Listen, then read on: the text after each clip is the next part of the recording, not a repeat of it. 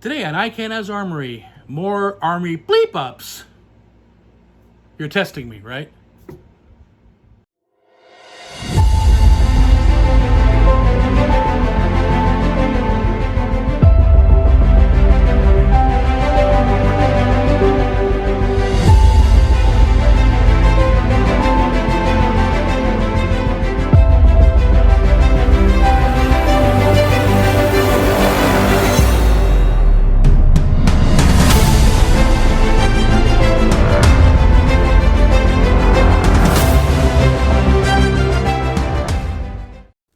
Okay, so here's the first one on our hit parade. You can see the crushed wires on both sides of the tang about 1 o'clock and 7 o'clock, and that is from the wires being wrapped around the tang and not being made sure they go out the nose of the grip where the notch is. That's what the notch is for. I don't remember if this was a broken wire or a grounding, more likely grounding, but wrapping up wires around the tang is bad because it gets caught. And this one, oh dear lord. The bigger the glob, the better the job does not apply here. Looks like there's no attempt to actually make new wire come out of the casing and attach it properly to the solder tabs. They just layer a lot of solder on the tabs and hope it's stuck. You can see the white wires got exposed wires sticking out. The brown's okay that way, green's okay that way, but still, this is a horrible, horrible repair. There's way too much chance for some of this stuff to break off, the wires to break. Maybe it's just shorting across if something comes loose too much. It's just horrible. Now, this one is not the fault of a fencer. This is the fault of the manufacturer. The Greenie made this mistake a few times when they first had the FIA Sabre gloves come out. And it's obvious the tag is covered up partially by the FIA tag and the size marking. That can't happen. This glove did not pass me when I saw it because it's covering the turnover. So if your glove is like this and the tag's over the turnover, it will not pass a competent armorer who knows that part of the rule because it's a dead spot in the cuff. Okay, this one, the issue is not the broken wire. It's look at the B line where the wire is connected. To note what's not there as it comes out the hole in the bracket. There's no insulation. That is going to ground to the bracket big time. That's why the rule says insulation goes all the way up to the wire, up to the socket. This is how it's presented to me. The insulation stopped under the bracket instead of going away to the socket where it would actually do some good. Insulation on the wire must go all the way to the socket. How many errors do you spot here? This was a doozy. I'm amazed it even worked. It's from a high school team. I'd never seen this weapon before, so I'll go over this one. First off, you can't see is that the tang was rounded off, so the grip rotated a bit too much. The wires are completely uninsulated from, only about a couple inches from the shoulder. There is loose wire that could short. What you cannot see because the retaining clips in the way is that the nut that's on top of the C-line is missing, so there's no guaranteed good contact with the tab, so it have good grounding. The blade's also older. The kid's fencing with it. It has since been rewired, and with a repaired socket and better wires, the whole thing. I think that's old Chinese wire, as a matter of fact.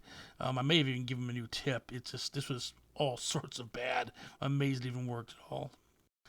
Yes, this beauty came to me, I believe it was at the Santa Clara SYC this year. And if you look real carefully, what is missing from this cable? And the fact that it was even controlled once before is really irritating because there is no insulation on this steel cable at all. It is entirely bare. So if somebody makes a saber cut, there's a saber fencer, and it just touches the wire and not the fencer, it's still going to be validated on the gear. It's still going to register. So whoever passed this wasn't paying attention, and it's just all sorts of bad. That's even above and beyond the fact that you have the alligator clips on the left side on the wire itself. This is just horribly bad work. Kind of a classic mistake forgetting to strip the wires on this one. It was installed nicely. The insulation goes up to the socket receivers, but the wire is unstripped, and there is no connectivity. There's a little bit of stripped wire on the A line coming in, but they also had not removed the varnish layer, so there's no contact at all. The thing was completely dead. This is why you strip the wires and strip the insulation, which is why you burn them so I can see the varnish burning off. This is less an Armory screw up than more of a manufacturing defect. You can see the tips coming apart. If your EPI tips are coming apart at all, just replace them because they may not work properly. They may not stay together. And unlike foil, if this tip goes flying apart, you don't know it's not there, you're not going to know. I can hear other armors retching in the background. This is beyond horrific. Obviously the pads are missing. The board is dirtier than crap. Just replace the damn board. Don't even try and fix this one. This is not worth fixing. If you don't have a board, put aside, order a board. Most fencing companies carry it. Replace the board. This was just a horribly bad idea. And this one's a classic. If you want to lose touches in foil, this is how to wrap your foil blade.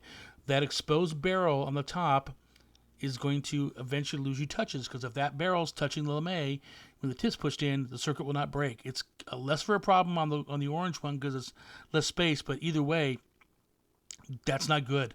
That should never hit the strip. If you're going to learn to do the taping, learn to do it correctly. I did do a video on that one, so watch that one because that's how it's supposed to be done.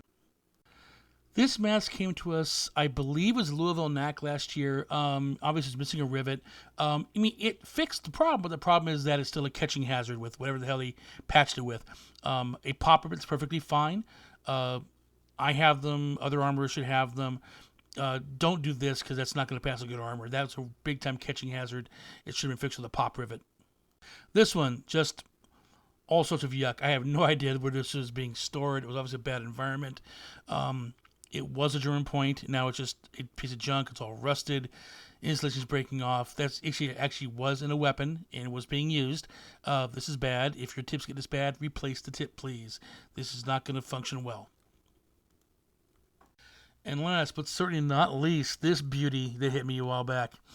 This was at Louisville, because I can tell by the test pad. This is a mask that the fencer had been using the tongue as a hinge, bending up to put the mask on, bending it down when it's on, up to take it off. And the dead giveaway is that wave up at the top of the tongue, right where it's going to meet the top of the frame. That's bad. You're bending it back and forth. You're going to break the metal inside the tongue like a paper clip being bent back and forth. If that thing breaks, it's dead. I don't care what level mask it is, it's gone. Last guy who could fix that died in 2012. Kind of hard for Tim to do the work beyond the grave. So do not use the tongue as a hinge. Get it on your head, get it fit properly, and leave the tongue there. This is especially prevalent in little kids. I sometimes see adults doing it. And that's the Armory screw-ups for this turn. Trust me, there are more. Happy armoring.